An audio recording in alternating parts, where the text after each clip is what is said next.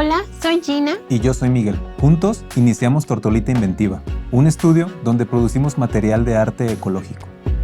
Hemos tenido la oportunidad de colaborar con artistas como Amarillo Pastel y Jimena Romero.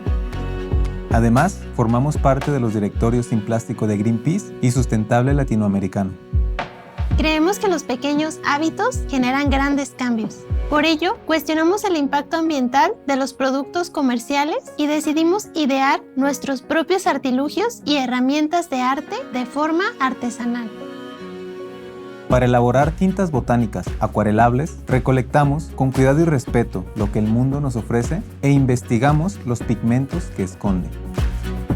La naturaleza funciona de modo maravilloso y en ella podemos encontrar un sinnúmero de posibilidades para desarrollar obras de manera más consciente.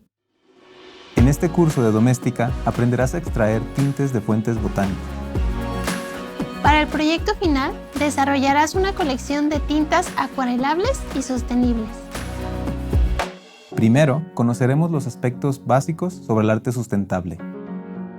Entenderemos las plantas como posibles tintes y nos adentraremos en la clasificación de los pigmentos.